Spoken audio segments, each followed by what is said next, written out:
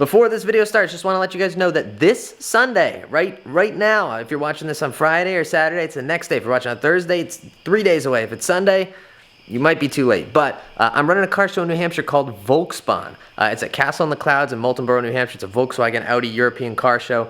If you are in the area and can come through, it would be greatly appreciated. If you're watching this before end of day Friday, there's a link to pre-register at the top of the description. Hope to see you guys there, and if you have any questions, DM me on Instagram. I went into Home Depot to buy some heat shrink and some flex tape.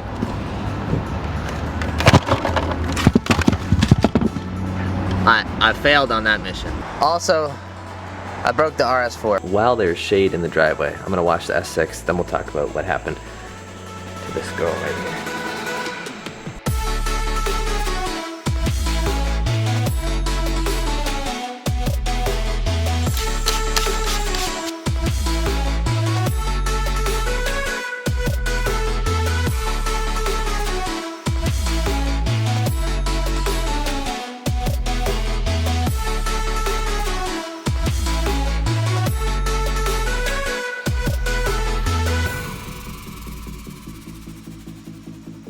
So anyway, what happened with the RS4? My neighbor has decided to mow his lawn right as I decided to start filming this.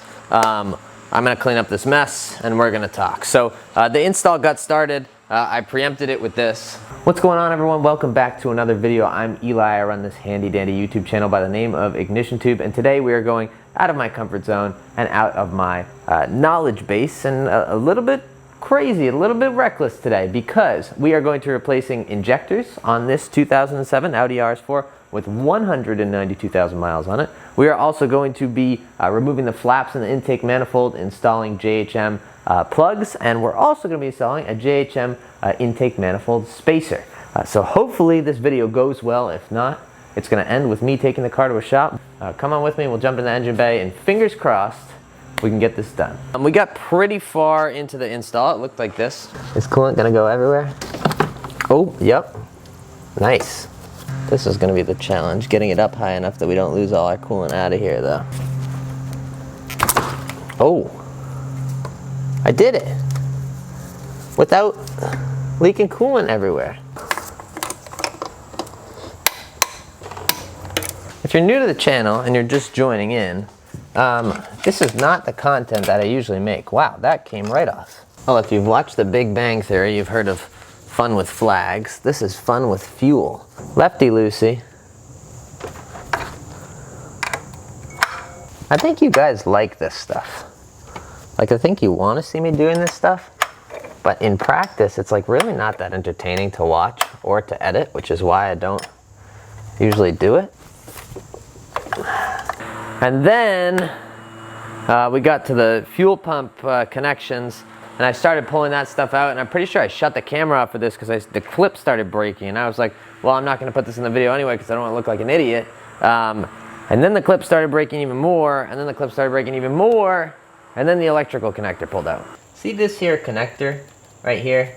This is supposed to have something that slides over around it. It didn't have a pin. And so I pulled on it with a pick tool in here, pushing against what I thought was the clip, and it didn't come off.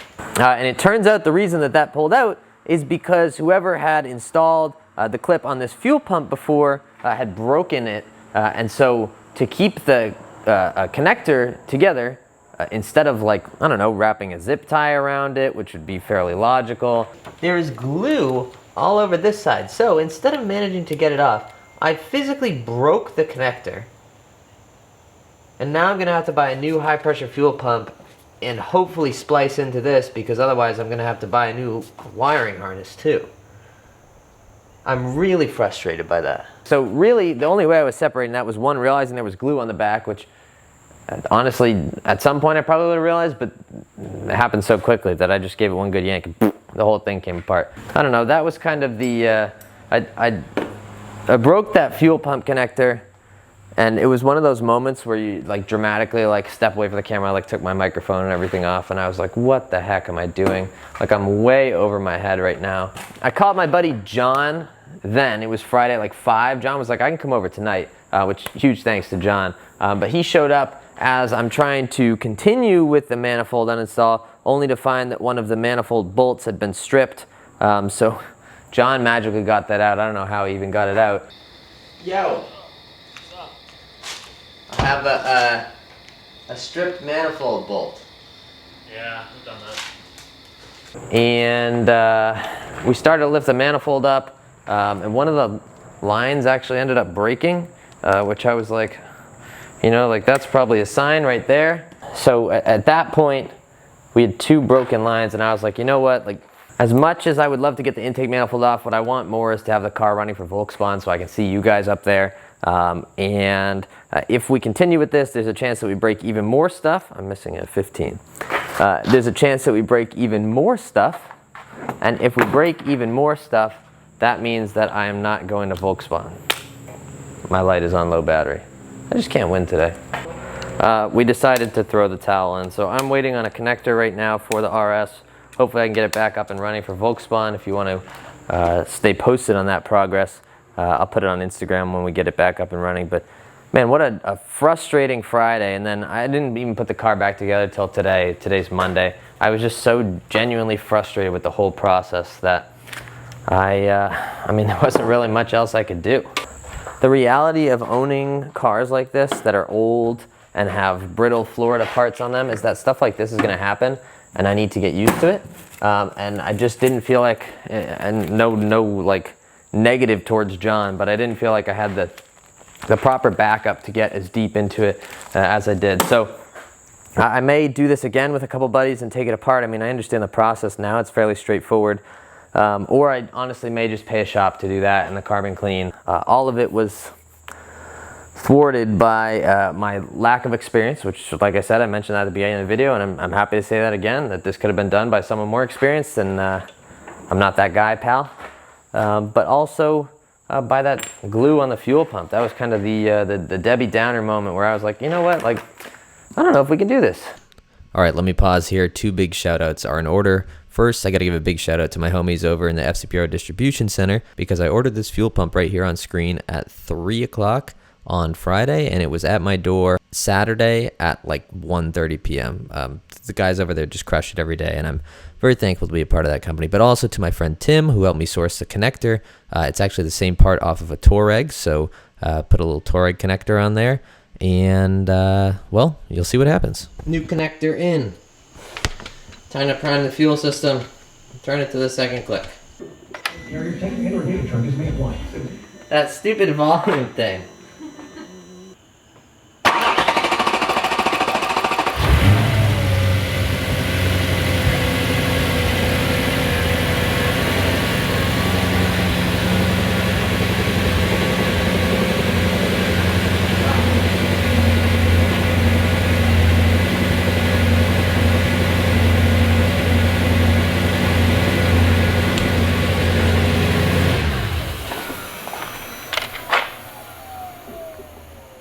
Back it.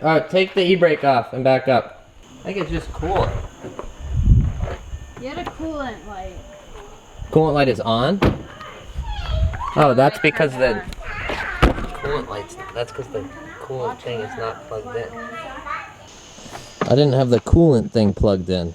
Through a coolant light, and we're burning off a lot of coolant. So here we go again. Start it again.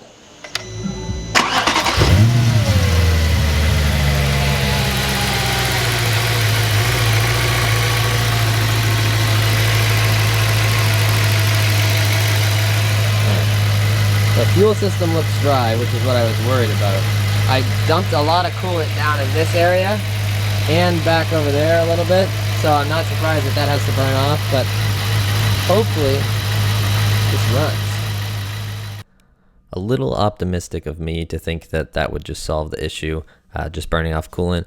There is a significant coolant leak on the car from the line that runs from the top of the radiator through back to the expansion tank. There is one of those left in the country, now 0 of those left in the country, because as you're watching this video, I am on my way to Warwick, Rhode Island to go and pick up the last of those hoses. I'm still hopeful that we'll have the car together and that it'll be running for Volkswagen on Sunday, but keep an eye out for a future video if you're not going to make it to Volkswagen, where we'll kind of walk through all the stuff that happened. Welcome to RS4 ownership, I guess. But excited nonetheless. It was a fun video to make. It was fun to dive in and actually kind of understand the setup of this engine, even if I didn't really figure it out or do anything. But fun to play around nonetheless and to learn new things, and I'm sure I'll get more comfortable as the time goes on. This is the way to learn, right? So anyway, I hope you guys enjoyed this video. I apologize for not shooting a proper outro. I really hope to see you at Volkspawn on Sunday, and if not, I think we'll have a video on it. Thank you guys so much for watching. Go out there and spread some positivity, and I will catch you guys in the next video. Later.